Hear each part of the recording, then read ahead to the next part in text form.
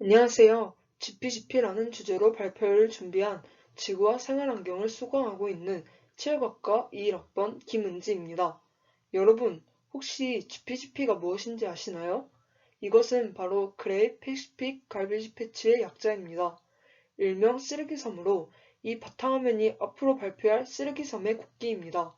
그렇다면 이 쓰레기섬이 국가라는 것인데 어떻게 쓰레기들이 국가가 되었다는지 참 흥미롭지 않나요?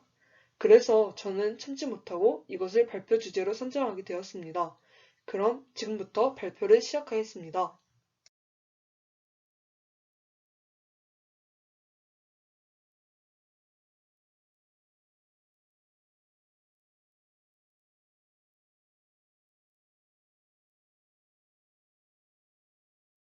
발표 순서를 먼저 말씀드리자면 쓰레기섬에 대해 소개하고 이러한 쓰레기섬의 생성에 대해 알아가 보도록 하겠습니다.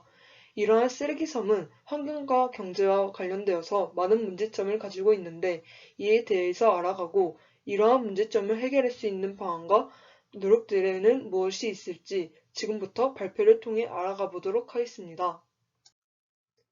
첫 번째로 쓰레기섬의 소개입니다.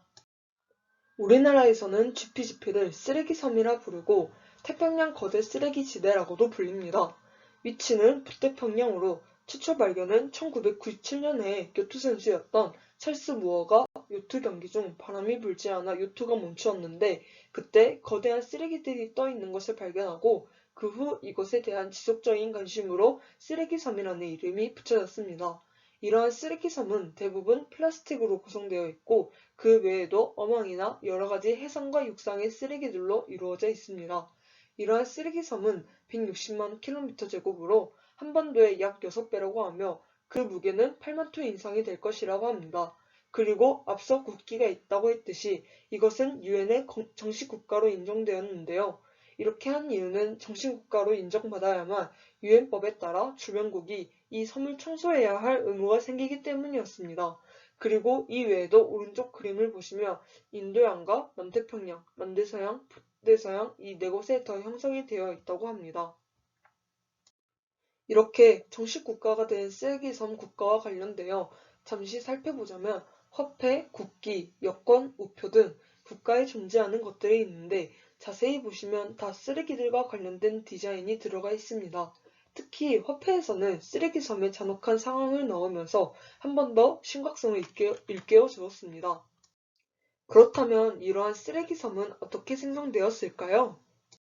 먼저 쓰레기들이 바다나 육지에 무분별하게 버려지고 그러한 쓰레기들이 바람이나 지진, 쓰나미로 인해 바다에 떠다니거나 흘러내려가며 원형순환 해류를 타 환류로 인해 한 곳으로 모이게 되며 바람이 불지 않아 그곳에 정체되어 거대한 쓰레기섬이 만들어지게 된 것입니다. 그렇다면 이러한 쓰레기섬은 어떠한 문제점을 가져오게 될까요? 저는 이것을 환경적 그리고 사회경제적 측면으로 나누어 보았습니다. 첫 번째로는 환경적인 측면입니다. 이러한 쓰레기섬은 해양생물 교란이나 외래종, 세균들의 이동으로 해양 생태계를 파괴시키며 8만 톤 이상의 플라스틱과 미세 플라스틱은 거대한 양과 작은 크기로 제거가 어렵고 유해가스 등을 생성하며 이러한 환경에서 산 물고기들은 결국 인간들이 먹게 되며 결국 식타 안전이 불안하게 될 것입니다.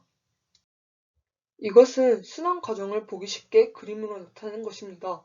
이것은 결국 인간에게 치명적이게 다가오게 될 것을 잘 보여주고 있습니다.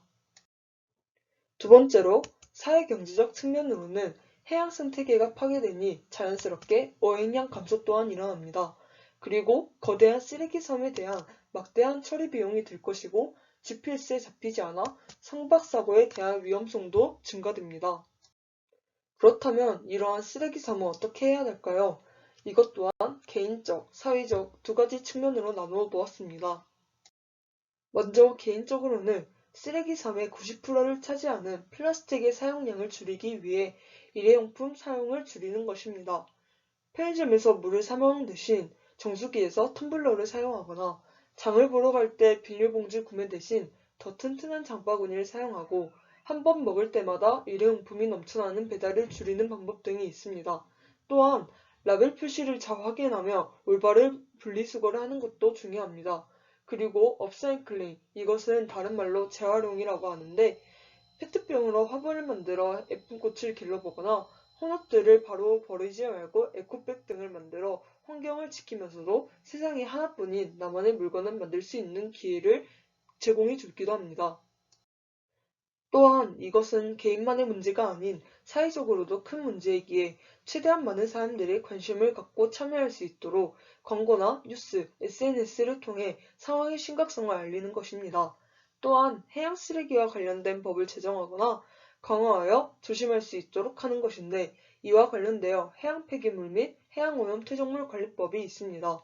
세 번째로는 관련 정책 수립 및 시행으로 대표적으로 오션 클린업 사업이 있는데 이러한 해양쓰레기 수거 사업과 해양쓰레기 발생원 관리 등이 쓰레기 섬에 조금이라도 줄여나갈 수 있는 방법들이라 생각합니다. 이렇게 발표를 마무리하게 되었는데 발표를 준비하면서 되게 다양한 자료들이 있었고 기사들이 있었음에도 불구하고 이렇게 심각한 바다의 상황을 지금까지 잘 모르고 있었음에 지구에 사는 저로서 많은 부끄러움을 느꼈습니다. 그러나 지금이라도 알게 되었으니 앞서 말한 방안들이 최대한의 노력으로 실천하며 앞으로 환경에 더 관심을 가지고 자연과 함께 살아갈 수 있도록 노력하려고 합니다. 언젠가는 북태평양이 이 화면의 바다처럼 다시 깨끗하고 아름다운 바다의 모습을 볼 수 있는 날이 오길 바라며 발표를 마무리하겠습니다. 들어주셔서 감사합니다.